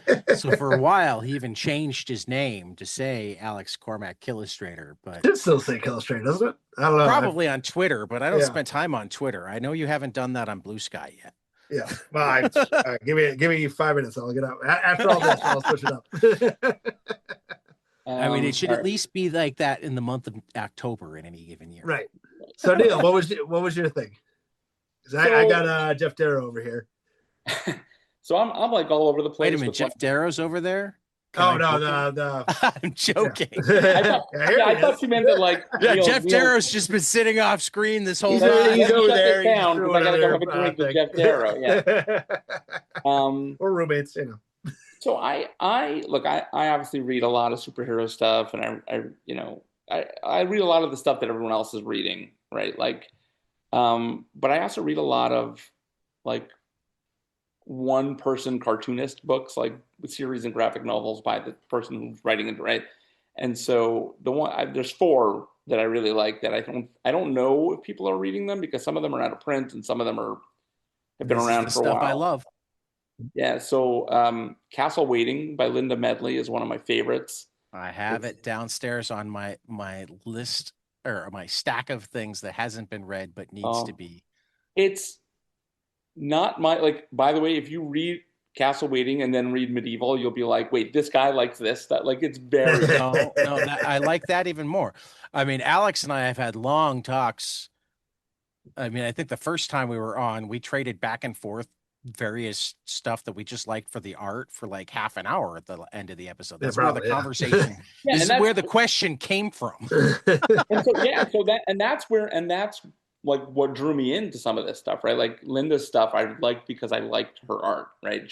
Right. She actually did like Justice League for a while, and she was doing a lot of mainstream stuff, but Castle Waiting is on a whole other level, right? Because it's her passion, it's her love, and Right. so it's Right. a Right. really good. There's 2 volumes. I think Fana puts it out. Yep. Yep. And so it's really good. I also like Finder by Carla McNeil. Carla's Okay. amazing. So I have to show you something. And this is, and we're gonna have to. I normally this is I'm gonna ask a new question that normally comes before the old question, but this is one of my surreal experiences in comics. So Carla Speed McNeil just put out Yes. this was I think SPX exclusive, Yep. or at least the 300 that she made were for SPX. I wasn't going to be at SPX, but my friend Dennis was. So I reached out to Dennis Kitchen and said, Carla's going to have this book at her table. Yes. Can you go get it for me? So Carla and I go way back. I've known her since I was at SPX, when I first started, and her work has always been amazing. She Yeah. was doing Finder at the time. I think Yeah, she's yeah. not doing Finder anymore, but Settlers, she's doing. But she says she may come back to it, but she's got what, four books that she's doing the single issue to kind of figure out where she's going. Yeah, she's using Patreon right now, and Settlers Right. is the one that you've got Yep. there is one of the book stories she just did. And Mhm. so I almost worked with her twice. Once on a heavy metal short story, and Oof. then once on That a. would have been amazing. Yeah, I would love to. I'm going to ask her if she just wants to draw it and put it on her Patreon, just because like it's sitting around. And Well, both heavy metal and metal Erlant are back. they don't want to do it. Okay. It was Sorry. before the editorial switch, and so it was that, and then years ago, Joe had some cool stuff going at heavy metal before things. Yeah, I'm really I did. upset that we're never going to see the rest of the Christos or the Montos and Christopher Priest book, or that we got to see like one teaser. Oh, I missed that. Yeah, But yeah, yeah. Joe was on the Joe Illage was on the show right before that issue came out, and he was just like all over it. And I can't remember the name of it, but I remember reading the story and going, "Oh my God, this is going to be amazing." And then heavy metal ended, and yeah, we never got it. I got a story in before it ended. I did Nice. a story, a Houdini Which story one? with Mike Oeming. That was a lot of Oh, fun. with Mike Oeming. Yeah, I love Mike Oeming. yeah, He's Mike. also he hasn't been on as many times as Alex, but he's chasing you. He was actually the last time he was on was with your artist on um Nice Jewish Boys. John, yeah. So Mike, John, and I we all kind of know each other, Well, and so, because John did the art for Taki's yeah, for Alienated, yeah, book, yeah, right? So I had the three of them on for that. yeah. Nice. Yeah, so Mike and Taki did the story together. We did. It was like Right. a very short Houdini thing, and then we were supposed to do some other stuff. It may happen, it may not. But Yeah, I like. no, I'm gonna have to go find that Um, because that sounds fun. yeah, but yes, Finder is amazing. If you haven't read it, definitely do. And then the last one, which I don't know if You it's said four, that's only two. You should oh, get right, two I more. forgot. Right, I have two others. Right, so number three is one that I can't tell if people know about these books or not because like I found them through Drawn and Quarterly. I think they're Right. Drawn and Quarterly. The Paul series by Michelle Rebagliati, who's a Montreal cartoonist. I think I know this. Yeah, and there's like four or five volumes. They're standalone graphic novels, but it's about his like him growing up, and so like you can read them both as like a All at person who grew up home. or who goes through like finding a job and going to summer camp, but also like he comes at it from the point of view of a father in some cases. So I really enjoyed it, and the art's fantastic on it too. Um, so I definitely recommend for folks who haven't read that, check that out. I don't And know. then the fourth I feel one, like I've heard these, but I don't think I've actually read them. yeah, I think they're So drawn yeah, quarterly, that's I love right? I'm drawing just quarterly. yeah, and I'm actually looking it up now to make sure that I'm not misquoting the publisher, but I'm pretty sure that's who it is. Yep, drawn Yeah. quarterly. Yeah, yeah. No, I'm looking at it right now. Yeah. I'm sorry. I could have answered that for you. Oh, it's all good. It's all good. But those are really good. There's like again four or five of them, or at least those are the ones I've read. Right. And then the last one is, and I love, by the way, there's a ton more, right? Like I like Dean Haspel's work, Josh Neufeld, a bunch of people. But because we're talking baseball, Golem's Mighty Swing by James James Sturm. Sturm is coming. Well, was at the baseball roundtable and Oh, is was coming he? up on the podcast. Not this week, but next week. That's Hey, great. Yeah. Well, tell him Golem's that I Mighty love Swing his is book. amazing. His book is fantastic, and I have Yeah. it on my shelf, and I'm Yeah. very inspiring. I'm a very big fan of his work and of the Golem's Mighty Swing to begin with, which is where I discovered him first.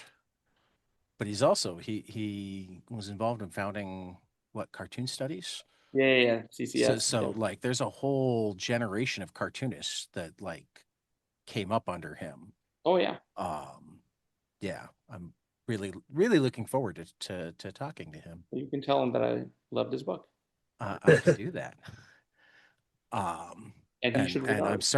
I'm pretty certain he'll be back next year for the baseball conversation. So Nice. so this is just more reason for you to show up. And Alex, I'll remember to invite you next year. sounds Um, good.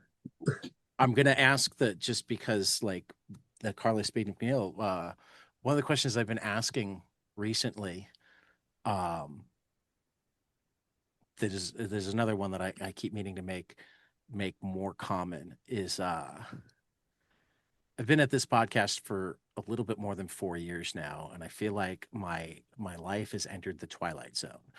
The number of experiences I've had that if you told teenage comic reader Tad that he was gonna go to a baseball game with Dennis Kitchen or be friends with Christopher Cantwell or whatever, I would just say, you're fucking with me. There's no way.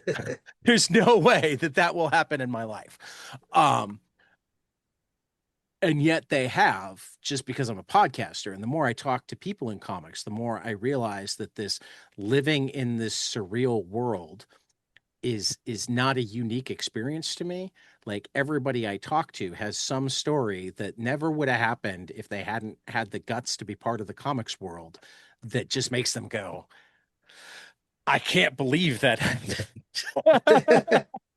So I've been asking for them. Obviously, you don't need to betray trusts or whatnot. We don't need to relive weird dreams about Stan Lee that other Oh yeah. writers that Alex knows may or may not have had. Um, No go comment. way back to the first interview, and that one's there.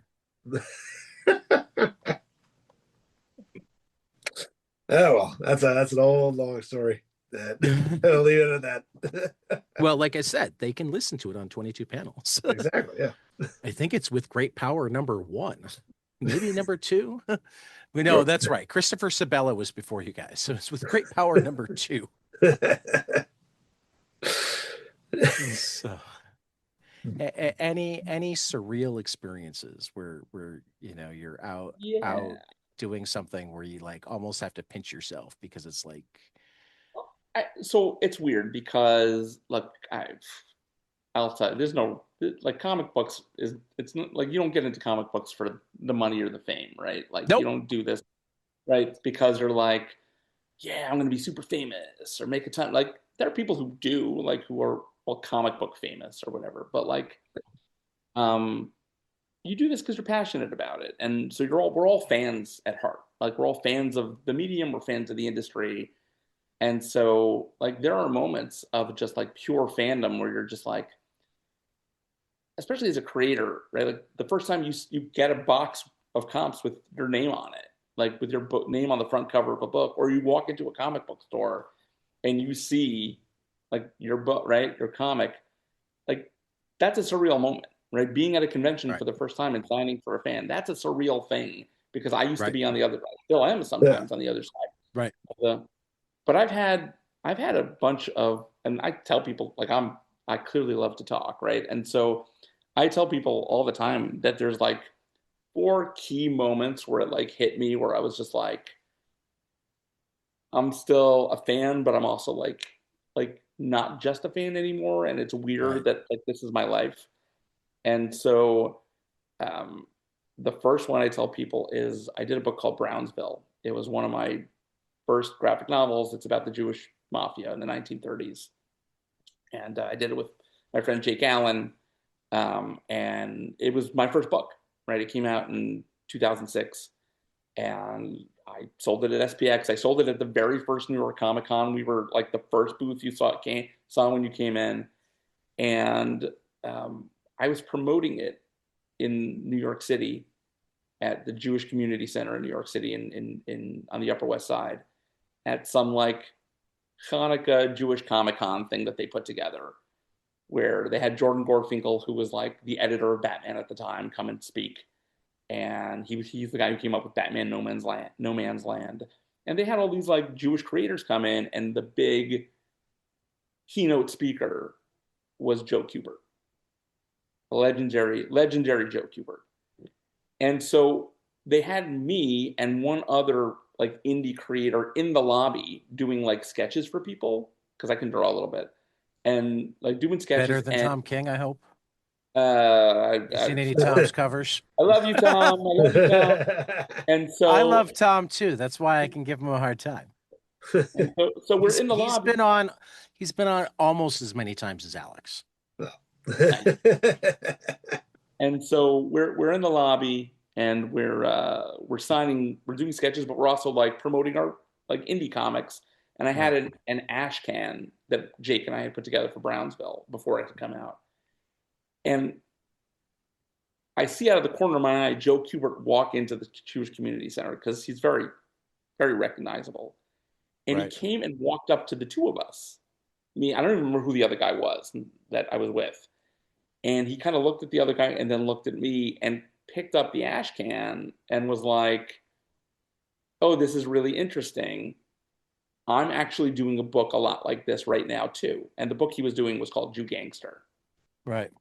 And he kind of like mentioned it, and I was like talking to him like about the book, whatever. He's like, "Can I take this?" I'm like, "Yeah, take them all. Like, it's fine." And he's like, "Listen, can you help me out? I'm speaking today. I don't know if you know who I am. My name is Cubert." And I'm like, "Yeah, I know who you are." And it was just that moment of just like, it was like a weird, like, he's talking to me as like as a peer, but also like it was just like a weird surreal moment where I was like, I love you. And Yeah. also and also like, hey, we both have books coming out literally, by the way, the same month about the Right. same thing. And so it was just like a moment of like, oh my God, is Joe Kubert my competition right now?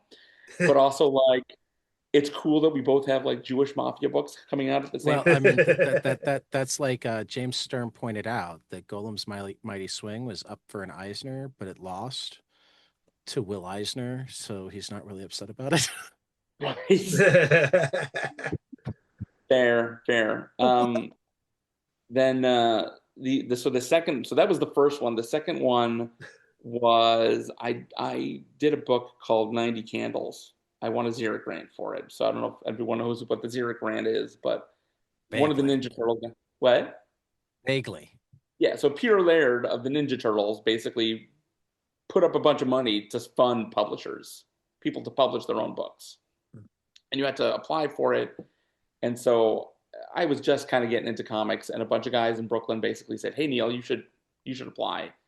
And I had a book I was doing at the time, and so I put it out. And the concept. It was like there was no script. I basically drew a panel of like a baby in the womb, and every panel after that was informed by the one before it, and each panel was another year in this cartoonist's life.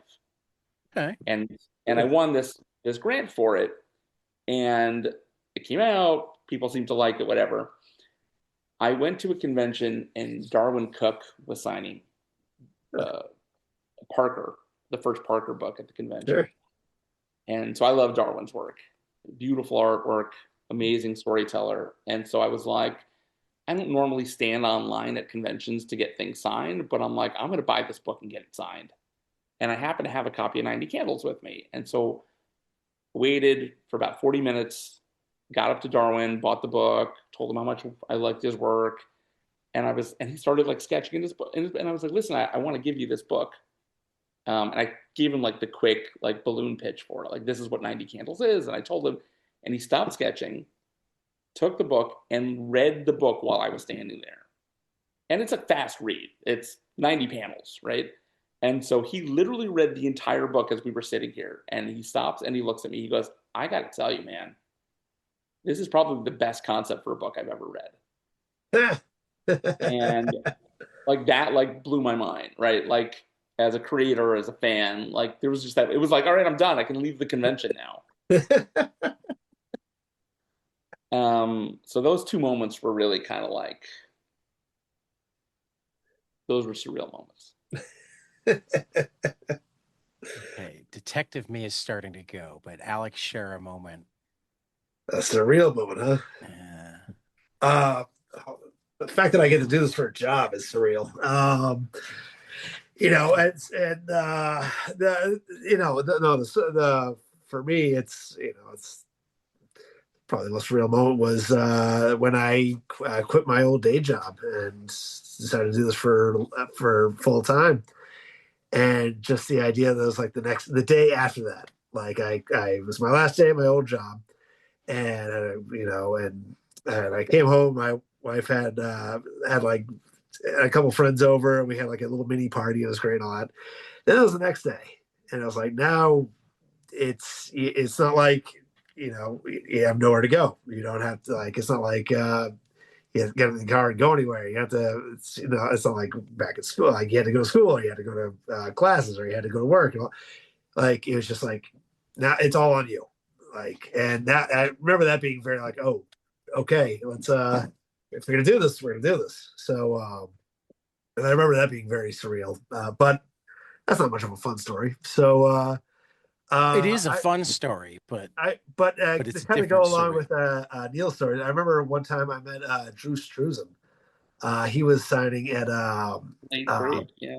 yeah, I think it was still Boston Comic Con at the time, or maybe it was the Fan Expo bought it. I can't remember, but he was there, and like my Indiana Jones is my favorite movies. Like that's I can't get enough of them, and so I went up just basically was just gonna be like I'm gonna buy a poster, have him sign it, and say hello, and figure that's it. Like I'm sure it's gonna be a bunch of people. He's not gonna talk to anybody. I wasn't expecting anything from it. I was just gonna just grab this, and but I got there and we just started like chit chatting, and I was kind of like, why are you talking to me? Like like you're Drew Struzan. I'm sure you're busy, you know. But then he was like, so what are you doing? I'm like, oh, I'm an artist. So he's like, oh, I'd love to see your work. Do you have a table? I'm like, yeah, all right, hold on. So I was like, yeah, give me 2 seconds. And I ran over and gave him some like showed him some comics. And he's like, oh, this is really good. And I'm like, you're just saying that, stop it. But yeah, that was yeah, it was just like this like the fact it was like one of those like he's giving me the time of day. That's nuts. Yeah. But yeah, no,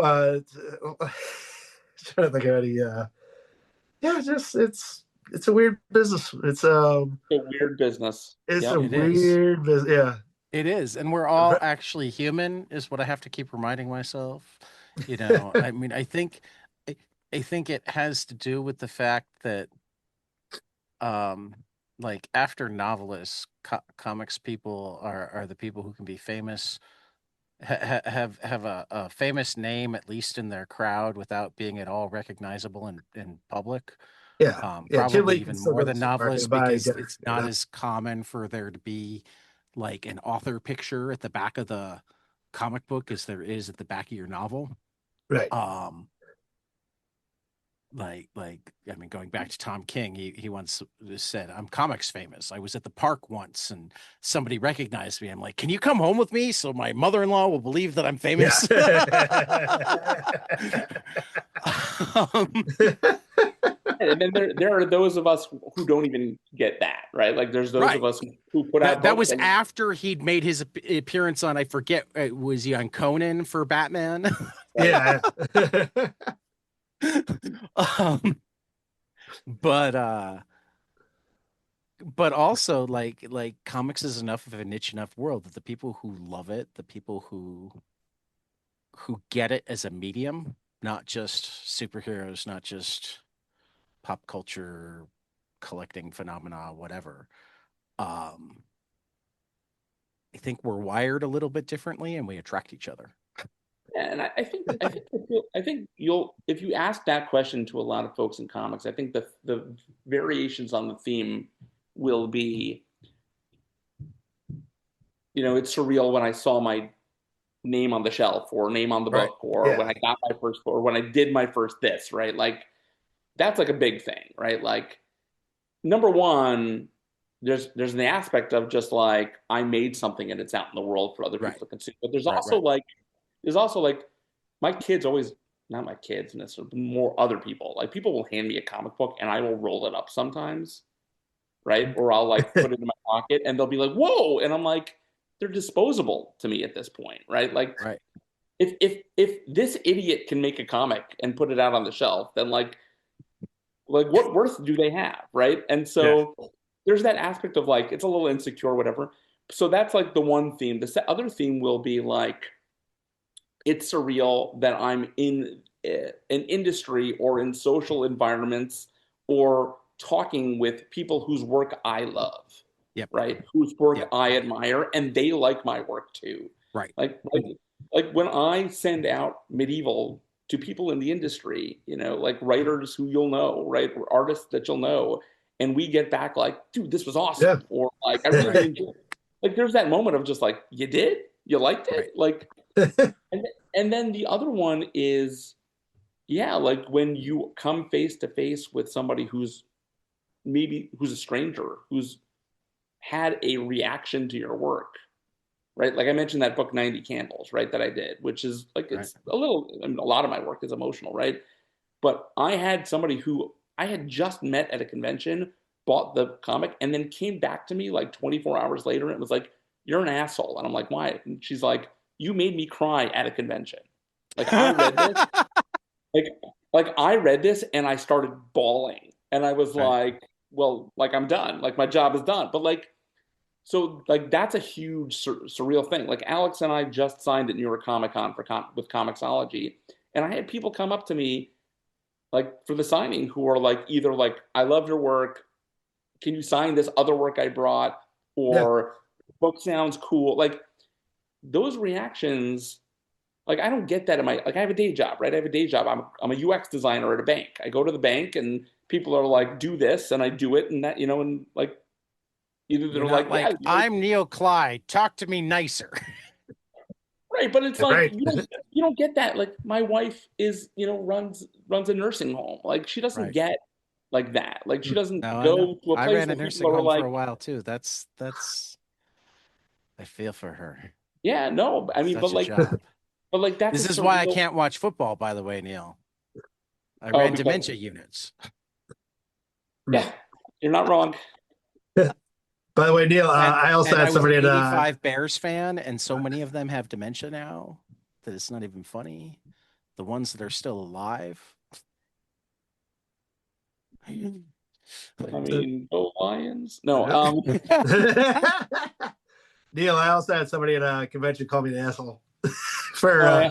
I sold one of my books sync to somebody, and the next day he came back and they're like, "You're an asshole." I was like, "Well, what?" They're like, "The book freaked me out, man. It scared the hell out of me. I couldn't sleep." I was like, "All right." Awesome. I was about to Yeah, say, John doesn't count. Yeah, yeah. I was gonna say, was it me? But Yeah, it was you. um, Yeah.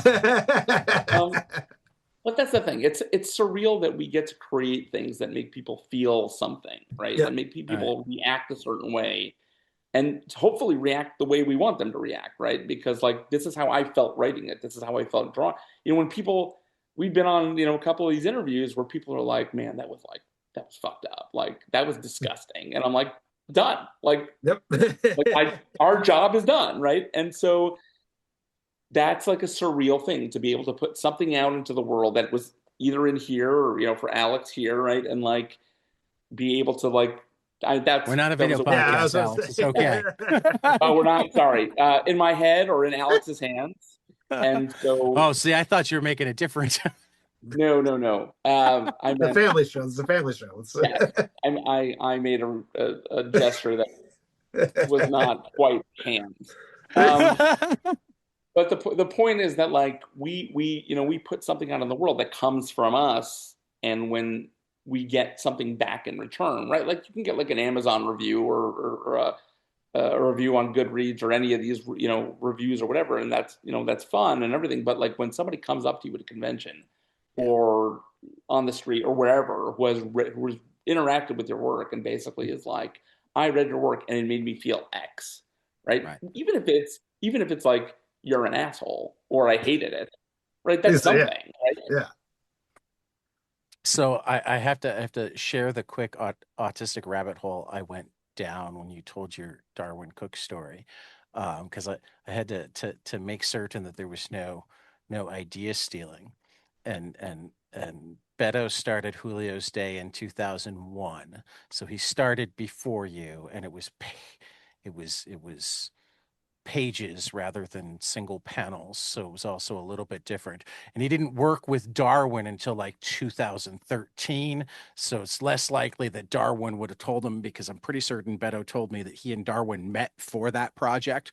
Um, but yeah, no, as soon as you described 90 Well, Candles, I thought of Julio's it's a Day. much different book. Oh yeah, I'm It's certain. yeah. But when you said that he was into the concept, I Oh, immediately I see what drew you the no, two no, together. Like but who again, things don't line up. It's just the synchronicity of you showed Darwin. Beto wrote a similar concept. Darwin, one of his last works was drawing for Beto. there. I Just if again, autistic I think brain that's just yeah, I connections. think that's just idea space. I think that's just It idea. absolutely is. It Yeah. absolutely is. And I would have thought it was idea space, even if the dates lined up in a way that wasn't as clear that it was idea space. I just wasn't going to share it if the dates lined up in a way that wasn't as clear that it was idea space. I don't want to accuse another semi-regular on 22 panels of having stolen your story, Neil.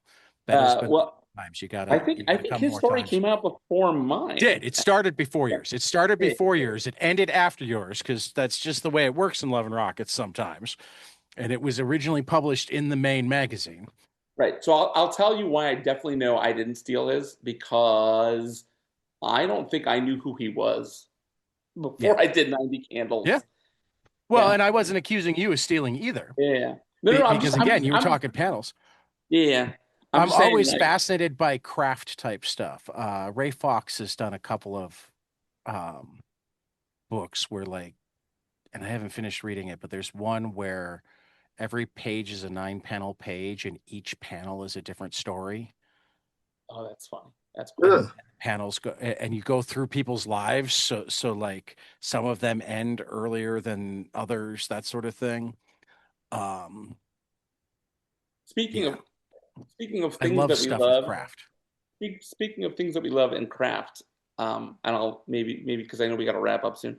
This was actually a book that if folks haven't been reading it, is like out now and it's great. Is because I just read the first volume this weekend and the panel work, like the choreography is just like it's amazing. Have you read Assorted Crisis Events I was yet? about to guess assorted crisis events. It's so It's good. brilliant, brilliant, brilliant. I will say if you love assorted crisis events, you should also be reading Dennis's other major book right now, Absolute Martian Martian Manhunter. Manhunter. Yep. He's doing similar crazy stuff with that book. Both of them are just pushing the boundaries of comics in all sorts of weird and wonderful ways. Um, I know it's what Eric Zawadski on Assorted Crisis Yeah. events. Somehow there are two of them on Blue Sky. I didn't think that that was such a popular name, but I once tagged the wrong one. And they're both artists of like some level. um, It's and Hearth One Eric and Hearth Two Eric. Absolute If you read the book, Martian you'd get that joke, Manhunter, Alex. I haven't seen it. I'll pick it up though. Absolute Martian Manhunter is who's doing the art on that? Javier Rodriguez is killing it on the art on that. But yeah, no. Dennis Camp is just Dennis Camp was the answer that Ram V gave to this question the first time he was on, before Dennis had done anything that anybody had heard of. And I went and tracked him down and went, oh my God, this is good. And I managed to have Dennis on, and I haven't managed to get him to come back on since then because he's been so busy. But yeah, Dennis Camp kind of blew up on the scene in the last 3 years and went from that guy that like Ram V and a handful of other people knew of the existence of to like people are debating what the best comic on the shelves is right now. Assorted Crisis Events or Absolute Martian Manhunter. And he's got another one coming out in the Vertigo line from the same guy that he did 20th Century Men with. That just looks outstanding. Yeah, I mean, look, a lot of it, and also he's doing Ultimates. Ultimates is also Yeah, very good. So, yeah, yeah. but yes, So craft wise, I that's the one thing that I just read it like 2 days ago. It was really good. yeah, Alex, if you haven't read this, you will love it. The art, I mean, they really, really mess around. I mean, both of these books really, really mess around with what you can do with the medium. There's actually a page of Absolute Manhunt, Martian Manhunter, where you're supposed to hold it up to the light to be able to read it properly Really? All right. because he takes Yeah, takes the sure. stuff on the other side. um, yeah, no, just these are way beyond what you normally see in. I feel like most of the really experimental craft type books happen in graphic novels or in indie comics where they come out quarterly, twice a year, as often as they get done. Like to see this level of screwing around with the form in a monthly comic, I don't feel like happens as much. Yeah, but how many of those comics have some dude getting his head in a swirly in a toilet? Well, Just medieval. Right. Just medieval. I wasn't saying that you have to mess with the form to be a great comic. Those are different things, Neil. There are even some comics that really mess with the form but don't land. You know, just messing with the form does not make a good comic. Of course. I'm just saying. Sure. But yes, the swirly and There's a lot more. the swirly in medieval times. Yeah. Because he brought plumbing with him. Because that was one of the things that he knew. Spoiler alert. Not only did he invent the swirly, but he had to invent. He invented the toilet so that he could invent the swirly. Exactly. That's right. That's our boy. That, my friend, that is commitment. If you guys haven't read it, Ryan North wrote a book called How to Invent Everything, the Stranded Time Traveler's Guide to something. That was essentially like it was set up that it was like the renter's manual in a rental time machine from sometime in the future. That a survival guide for the stranded time traveler is what it is. So it like takes you through, and like if you get stranded in this time, here's how you can use what's at hand to invent fire or glass or whatever it will be necessary to immediately take over the world at whatever time. Maybe if I had that book, our book would be a little better. Well, you know, for volume 2, resource book. There you go. You know, its companion piece is essentially how to become a supervillain, how to take over the world. There you go. The practical schemes and scientific solutions for the aspiring supervillain. This is what Ryan North does when he's not writing hilarious comics. Right. Guys, it has been a blast. Alex, I know you're welcome back. Neil, you're also welcome back. The next guaranteed baseball roundtable will be next November, though enough people are enjoying it that maybe we'll start doing a spring training one. I don't know. I just because we have baseball people involved, and hopefully one day we'll have more baseball people involved. But I feel like the baseball people are kind of protective of their territory. All good. But yeah, we got to find the times that like they're not working. You know. But yeah, this was fun. Thanks for having us. Yeah, thanks so much. Blast. You're welcome back anytime. I can't wait to see how this turns out. Yeah, just fantastic work. I love it anytime I get to see a baseball bat. I even loved it when I saw the baseball bat wrapped in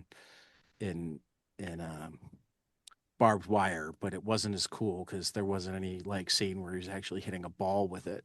Whereas I feel like we'll get to see the boss hit a ball at some point, and that's what bats are really for. You'll see. Well, and bonus points if he invents the knuckleball. Just throwing that out there. I can give you art reference. A knuckle something. I can give you art reference, Alex. There's a great volume of Ace of the Diamond that like almost the entire volume, so like 10 chapters was like all one game against knuckleball pitcher. So it's just like nice. All sorts of dancing baseballs and so for Neil Kleid and Alex Cormack, this has been 22 Panels. We will see you after the next page.